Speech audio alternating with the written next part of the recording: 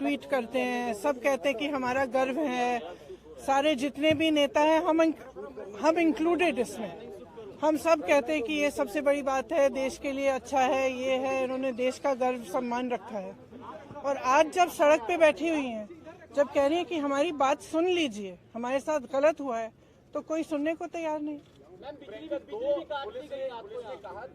मैंने आपसे, आप बार बार यही कह रहे हैं, मैंने आपसे कहा ना, अगर एफआईआर दर्ज हुए हैं तो कम से कम इनको दिखाना चाहिए कि क्या है, कॉपी देनी चाहिए। मैं आपको पुलिस का स्टैंड बता रहा हूँ। पुलिस का ये कहना है कि 2 एफआईआर उन्होंने इंडिविजुअली दर्ज किए हैं। एक पॉस्को एक्ट, क्योंकि एक माइनर लड़की है, उसकी शिकायत पर पॉस्को एक्ट की धाराओं में, दूसरी जो है छेड़खानी के आरोप में, जो कि सीनियर महिला पहलवानों ने की है। और अब इन्वेस्टिगेशन को लेकर जो होना चाहिए उसको लेकर आपका क्या स्टैंड है? दूसरा ये अरेस्टिंग की जो बात, देखिए सीधी सी बात है, इतने जो सीरियस एलिगेशंस हैं इस शख्स के बारे में, तो पहले रिजाइन तो करें, उनको पद से तो हटाएं। जब तक पद पे हैं तब तक प्रेशर डालते रहेंगे, तब तक करियर बर्बाद करते रहेंगे लोग। इन्वेस्टिगेशन चल रहा है, इसका मतलब क्या है?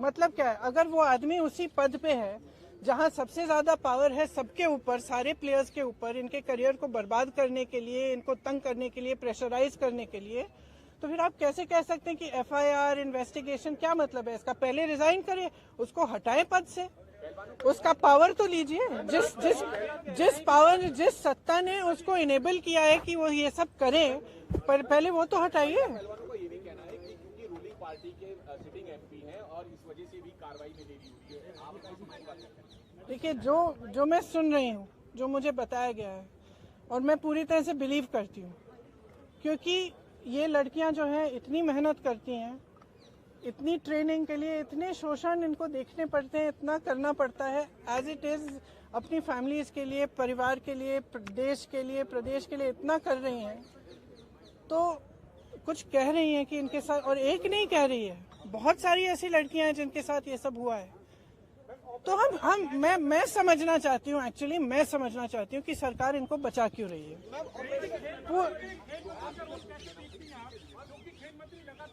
बातचीत कर रहे थे, एफआईआर कभी भी हो सकती है, हमने कई राउंड की बातचीत करी। खेल मंत्री और खेल मंत्रालय के रोल को कैसे देखिए आप? उन्हें पहले करना क्या, और दूसरा प्रधानमंत्री के लिए क्या कहेंगे जो इन खिलाड़ियों से अपने घर पर तो मिलते, लेकिन एक हफ्ते से ये लोग धरने पर बैठे हैं, प्रधानमंत्री को लेकर के आपकी क्या उम्मीदें हैं और उस पर आप क्या कहेंगे? प्रधानमंत्री से मेरी कोई उम्मीद नहीं है, क्योंकि अगर प्रधानमंत्री जी को इतनी भी परवाह होती तो कम से कम बात तो करते, बुला तो लेते। फिर से जब आपने मेडल लेके आए तो आपने बुलाया ना, घर चाय पिलाई, तो बुलाइए, बात करिए। बच्चियां हैं, बच्चियां, हम सबकी बच्चियां हैं। और मतलब क्या कह रही, ये कह रही है ना कि हमारी 2024 का इलेक्शन है,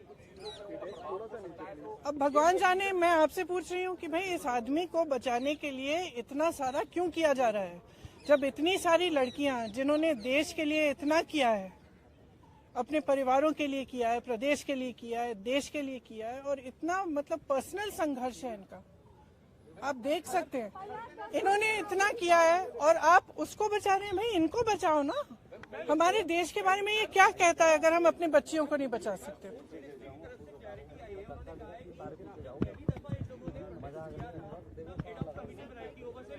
देखिए, आप भी जानते हैं, हम भी जानते हैं कि कमेटियां क्या होती हैं। बात टालने का काम होता है कमेटियां। हम कमेटी बना रहे हैं, आप कमेटी के साथ बात कर लो आप, और फिर बात खत्म। यही चाहती है ना सरकार। क्यों?